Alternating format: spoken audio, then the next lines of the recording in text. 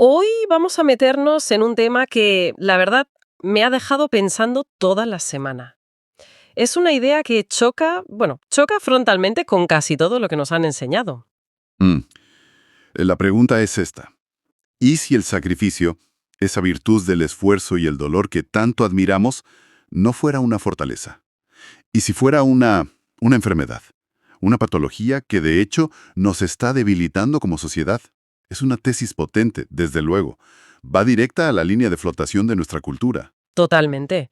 Nos hemos basado en un texto, La tiranía del sacrificio, y su argumento central es que la civilización occidental ha llevado a cabo una especie de criminalización del placer a lo largo de los siglos. Sí, es una idea muy provocadora. Así que la misión que nos hemos propuesto hoy es desentrañar esto, ver de dónde viene, contrastarlo con lo que dice la biología y, sobre todo, entender qué significa para nosotros hoy. La gran pregunta es si nos han educado para valorar lo que nos destruye y desconfiar de lo que en el fondo nos cura. A mí me parece un análisis fascinante porque es precisamente eso, un enfrentamiento directo entre una narrativa cultural que tenemos grabada a fuego y unos datos biológicos que son francamente tozudos. Claro. El recorrido que vamos a hacer es largo, ¿eh? Empieza en la Grecia clásica, pero aterriza en los algoritmos de las redes sociales que usamos cada día, para que veamos cómo esa cultura del dolor, como la llaman, ha sabido perpetuarse. Vale, pues empecemos por el principio. ¿De dónde sale esta idea de que el cuerpo y el placer son sospechosos? Porque es algo que está en todas partes, ¿no? Desde los refranes hasta la forma en que trabajamos. Sí, El texto apunta a la clásica separación mente-cuerpo. esa es la raíz de todo. El texto traza un linaje filosófico muy claro que arranca con Platón. Platón, ya empezamos fuerte. Sí, sí. Él tenía una expresión durísima, soma sema. ¿Y eso qué significa? Viene a significar el cuerpo es una tumba. Wow. Para él, el cuerpo, con sus necesidades y placeres, era pues una cárcel para el alma, una distracción que nos impedía alcanzar ese mundo superior y puro de las ideas. El placer era algo vulgar, ¿sabes? Un ruido de fondo que había que ignorar. O sea que la idea de que la carne es débil y que hay que dominarla con la mente ya viene de hace 2500 años. No es algo nuevo, para nada. Es la piedra angular. Y después llega su discípulo, Aristóteles, que lo refina un poco. Vale. Él cambia el foco, del placer a la eudaimonía, que solemos traducir como felicidad, pero que para él era más bien la plenitud o la realización. ¿Y cómo se alcanzaba esa plenitud? Pues a través de la virtud, del esfuerzo, del sacrificio por un bien mayor. Aquí nace la ética del no pain, no gain. La idea de que solo lo que cuesta, lo que requiere un esfuerzo doloroso, tiene verdadero valor. Claro, si algo es fácil y agradable, desconfía. Eso sigue totalmente vigente. Si un trabajo no te agota, es que no estás trabajando lo suficiente. Exacto. Si una relación es sencilla, quizá es que no es amor de verdad. Eso es la lógica aristotélica que hemos heredado. Y sobre ese terreno ya abonado, llega el cristianismo y lo lleva a otro nivel. Figuras como San Agustín cogen estas ideas griegas y las fusionan con la teología. Y ahí la cosa se pone más seria. Mucho más. El placer ya no es solo una distracción, se convierte directamente en pecado. El cuerpo es una fuente de tentación. Y el sacrificio se transforma en la única vía de salvación, con la imagen central de un Cristo sufriente. El dolor se normaliza, se convierte en la prueba de la fe y la virtud. Un momento, si esto viene de tan lejos, de los griegos, del cristianismo, uno pensaría que en el siglo XXI, con todo lo que hemos avanzado, ya lo habríamos superado, ¿no? Ojalá. ¿Hay algún ejemplo actual donde sigamos viendo esta misma sospecha? Pues es que es casi invisible de tan presente que está. Pensemos en lo más moderno que se nos ocurra. Los algoritmos, Los algoritmos. los que controlan las redes sociales. El texto señala algo alucinante y es un hecho. La palabra placer a menudo es marcada por los algoritmos como contenido sensible o no seguro para el trabajo. No puede ser. Pero es así. En cambio, puedes mostrar violencia, sufrimiento, gente sacrificándose en guerras. Y el algoritmo no parpadea. Es la misma lógica platónica, la misma sospecha agustiniana, pero ejecutada por un software en el siglo XXI. Es increíble que esa vieja idea siga programando nuestras máquinas más avanzadas. Pero aquí es donde el argumento da un giro brutal. Porque una cosa es lo que diga la filosofía, Ajá. y otra lo que dice nuestra propia biología. Y según el texto, son dos mundos opuestos. Es un choque de trenes, literalmente. Toda esa construcción cultural se da de bruces con lo que la ciencia nos dice sobre cómo funcionamos. El texto lo define de una manera muy potente. A ver, El placer no es un lujo ni un vicio, es un mecanismo homeostático de reparación profunda. espera, mecanismo homeostático de reparación profunda. Suena muy técnico. A ver, explícamelo como si fuera tonta. ¿Qué significa eso? ¿Qué pasa en mi cuerpo cuando siento placer? Significa que el placer es una función básica de mantenimiento, como respirar o dormir. ¿No es opcional? Vale, Cuando experimentamos placer, ya sea comiendo algo rico, escuchando música o con un abrazo, el cerebro activa lo que el texto llama una farmacia interna. Se libera un cóctel químico potentísimo. o sea, que nuestro propio cuerpo fabrica las drogas que nos hacen sentir bien, pero drogas de las buenas, por así decirlo. Exacto. Las mejores y sin efectos secundarios. Por un lado está la dopamina, que no es la molécula del placer en sí, sino la de la motivación, la que nos empuja a buscar más de eso que nos sienta bien. La que te hace repetir. Eso es. Luego, las endorfinas, que son nuestros analgésicos naturales, más potentes que la morfina. Y la serotonina, que regula el estado de ánimo y nos da una sensación de calma, de bienestar. Vale, el famoso químico de la felicidad. Pero supongo que esto no sirve solo para sentirnos bien un rato, ¿no? Tendrá un efecto más profundo. Ahí está la clave. Este cóctel no es solo para el estado de ánimo. Tiene un impacto físico directo y medible. Primero, y esto es crucial, fortalece el sistema inmunitario. ¿Cómo? El placer reduce drásticamente los niveles de cortisol, la famosa hormona del estrés. Sí. El cortisol crónico, que es el que sufrimos cuando vivimos con dolor o ansiedad constantes, es como un interruptor que apaga nuestras defensas. Deja el sistema inmune bajo mínimos. Vaya, el placer hace justo lo contrario. Lo enciende.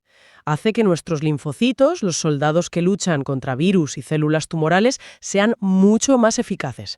¿Me estás diciendo que estar contenta literalmente me protege de ponerme enferma? De forma directa y demostrable. Pero hay más.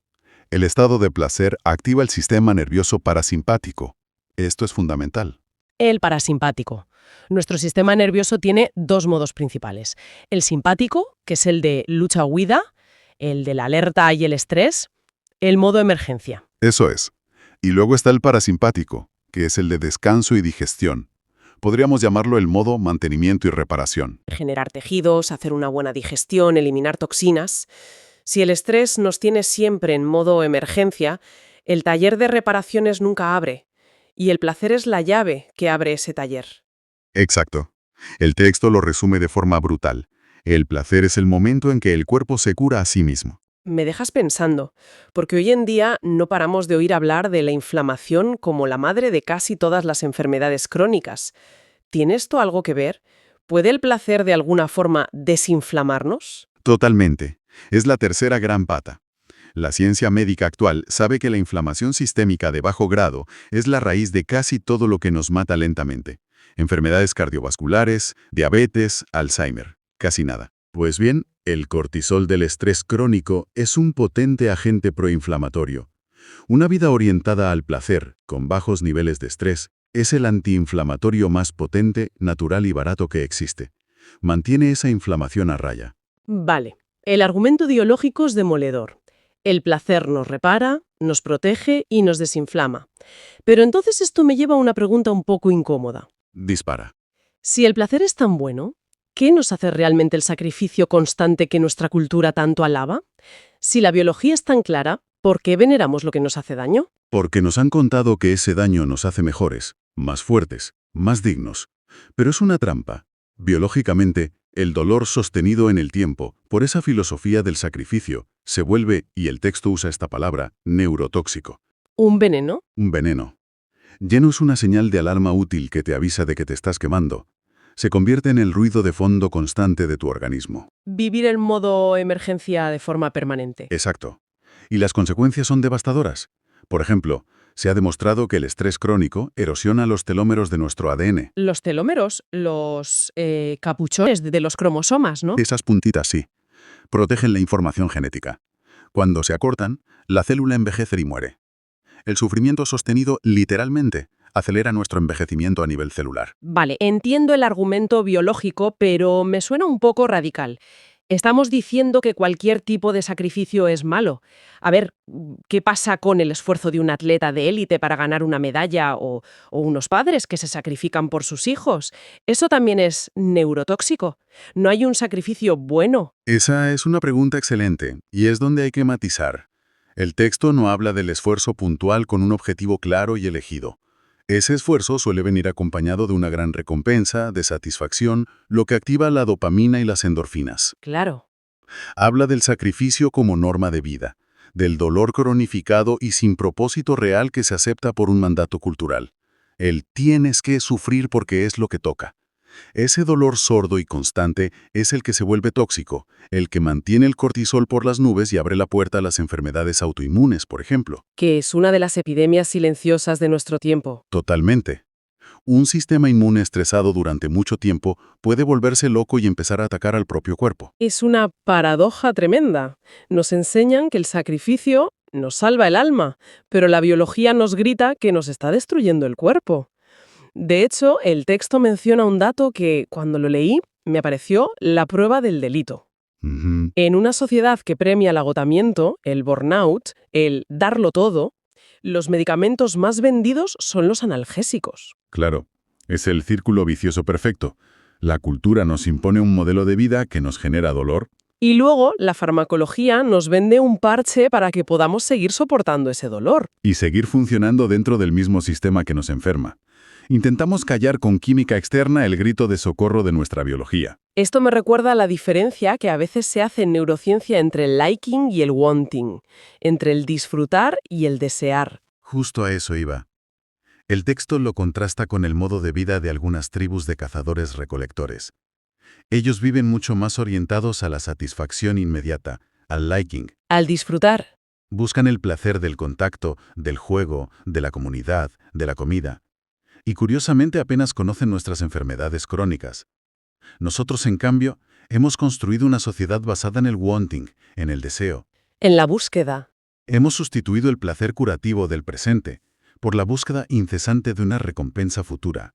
El éxito, que a menudo es un camino larguísimo y muy doloroso. Aguantas años de sacrificio con la promesa de que algún día esa recompensa te hará feliz.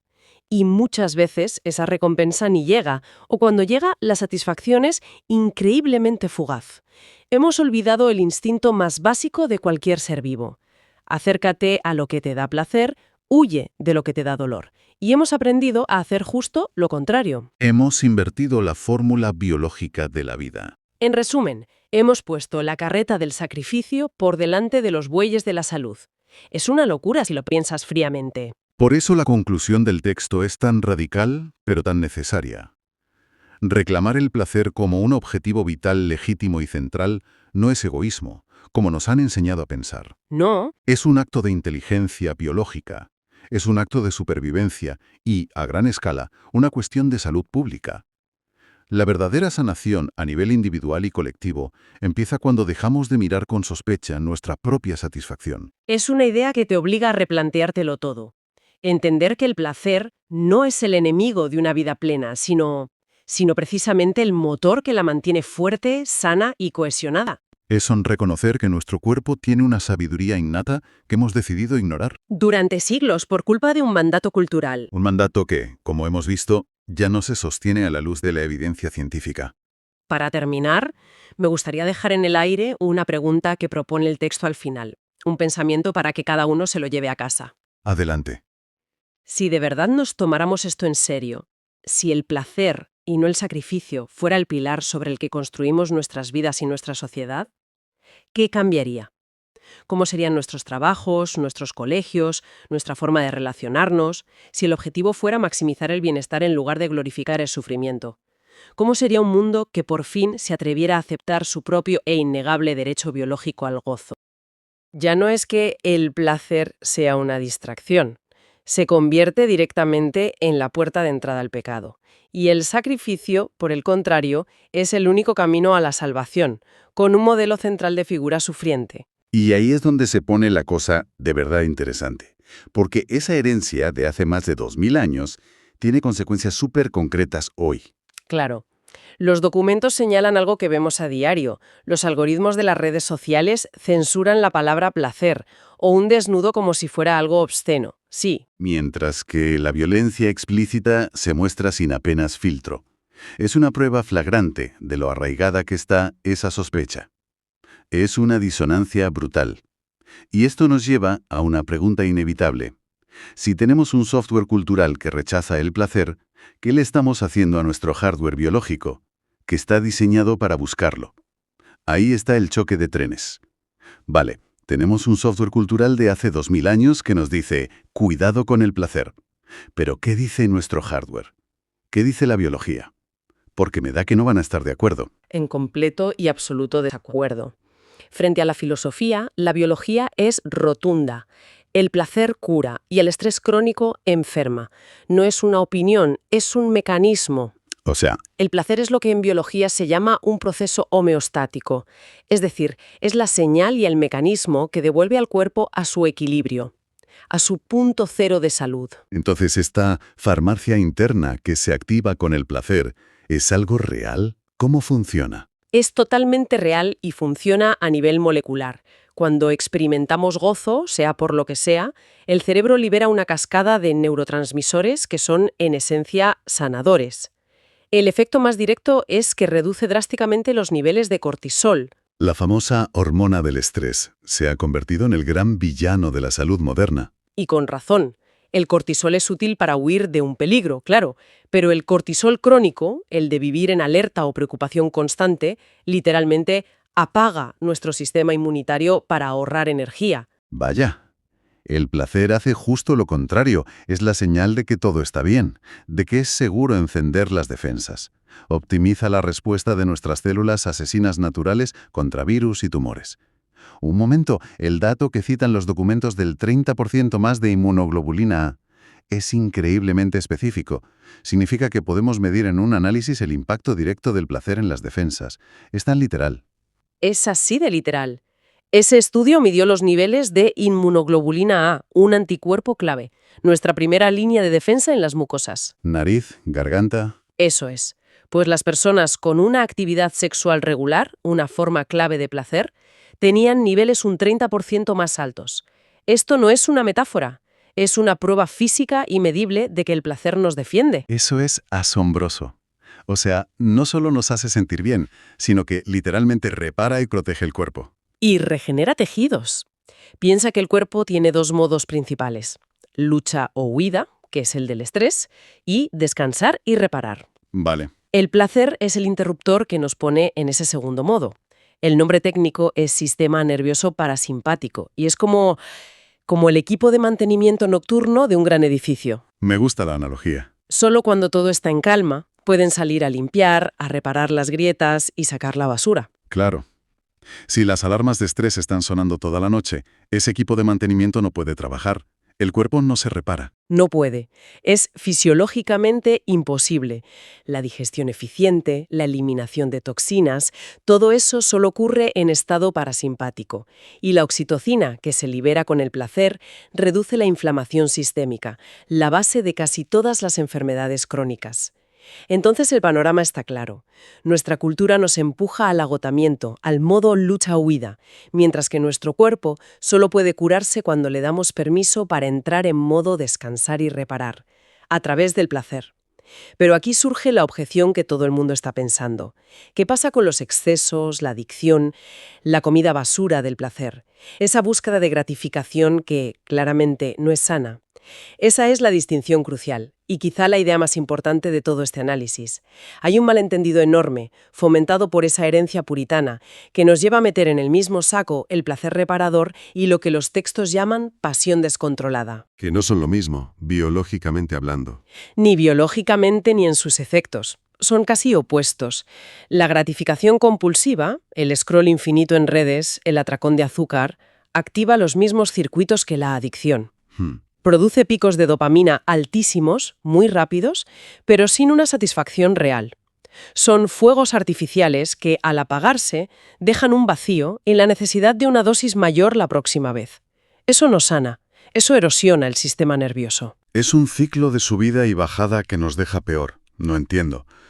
Es la diferencia entre disfrutar de una onza de chocolate negro bueno, saboreándola, que te deja tranquilo, y devorar una tableta entera sin respirar, que te deja con ansiedad y dolor de estómago. Esa es la clave. El placer consciente del que hablan los textos es profundo, es restaurador y genera calma. No consume, repara. Y el criterio para diferenciarlos no es moral, es puramente fisiológico. ¿Y cuál es? Si después de la experiencia hay más calma, más claridad y más vitalidad, es terapéutico. Si lo que queda es ansiedad, vacío o la necesidad de repetir, es tóxico. Vale, esto es un filtro muy útil, pero se menciona algo que a primera vista parece paradójico. Una vida orientada a este placer consciente requiere esfuerzo. ¿No es eso una contradicción? Me alegra que saques ese punto, porque es una idea muy sofisticada. Y no es una contradicción. No se trata del esfuerzo neurótico del sacrificio, de sufrir por sufrir. No es eso. No. Es un esfuerzo de lo que los textos llaman inteligencia biológica. Inteligencia biológica. ¿Y qué implica eso en la práctica? Implica, por ejemplo, tener la sabiduría de retrasar una gratificación inmediata si sabemos que es de las tóxicas. Implica tener el coraje de renunciar a placeres que antes nos nutrían pero que ahora ya no. Y muy importante, implica el esfuerzo activo de diversificar nuestras fuentes de gozo. ¿Qué es ese fenómeno por el que un estímulo repetido deja de tener efecto? Es usar la disciplina no para sufrir, sino para cultivar un jardín de placer sostenible y variado. Entiendo, como cuando la primera taza de café del día es maravillosa, pero la cuarta ya solo te pone nervioso. La inteligencia biológica sería no tomarse esa cuarta taza. Precisamente, es poner el esfuerzo al servicio de estados más estables de bienestar, no de sufrir por sufrir. Y para terminar de conectar las piezas, los textos mencionan un ejemplo antropológico que a mí me parece una bomba. Las tribus de cazadores-recolectores. Argumentan que viven orientados a una satisfacción más directa y comunitaria y que apenas conocen nuestras enfermedades crónicas. Efectivamente, su ejemplo es una demostración práctica de esto. Y lo interesante no es que sus vidas no tengan estrés. Una caza es increíblemente estresante. Claro. El secreto es que su ciclo de estrés se cierra. ¿Qué quieres decir con que se cierra? Que el estrés agudo de la caza culmina en una recompensa biológica real. La comida, la seguridad, la celebración en grupo. Hay una descarga de cortisol, sí, pero luego hay una oleada masiva de neurotransmisores del placer que devuelven el sistema al equilibrio. El cuerpo recibe la señal de misión cumplida. Exacto. Todo está bien, puedes relajarte y reparar. Y nuestro problema es que vivimos en un estrés de bajo grado, constante, sin ese ciclo de cierre. El estrés abstracto de una hoja de cálculo, de una fecha de entrega. Exacto. Es un estrés que nunca tiene una resolución física. El cuerpo no sabe cómo cerrar el ciclo. Se queda atascado en el modo lucha-huida. Y ese estado de alerta crónico es lo que genera la inflamación sistémica y a la larga las enfermedades de la civilización. El esfuerzo y el placer no están en guerra, sino que son dos fases del mismo ciclo vital. Un equilibrio que, según parece, hemos perdido por completo. Hemos desconectado el trabajo de su recompensa biológica y pagamos un precio muy alto por ello. Pues el viaje ha sido increíble. Hemos pasado de la idea del cuerpo como una tumba de Platón a entenderlo como el hogar de una farmacia sanadora que se activa con el placer. Un conflicto, el de la cultura contra la biología, que explica en gran parte la epidemia de ansiedad y agotamiento que vivimos. Y para mí lo más importante, hemos aprendido a usar un criterio fisiológico, no moral, para distinguir entre la pasión adictiva que nos vacía y el placer consciente que nos repara y nos mantiene sanos. Exacto. La idea final que proponen estos análisis es, por tanto, muy poderosa. Orientar la vida hacia el cultivo del placer consciente no es egoísmo ni es frivolidad. Es quizá la forma más elevada de responsabilidad biológica que podemos asumir. No se trata de huir del esfuerzo. No, para nada. Se trata de aprender a usarlo de forma inteligente para sostener nuestro bienestar. Sanar, en definitiva, es aprender a habitar el placer. Esto nos deja con una reflexión final. Si el placer es el indicador biológico de que la vida funciona bien y no un simple premio, la pregunta no es cómo ganarse un momento de placer, sino qué pequeño placer consciente que genere calma y no ansiedad se podría introducir en la rutina diaria como un acto fundamental de salud, con la misma importancia que beber agua o dormir.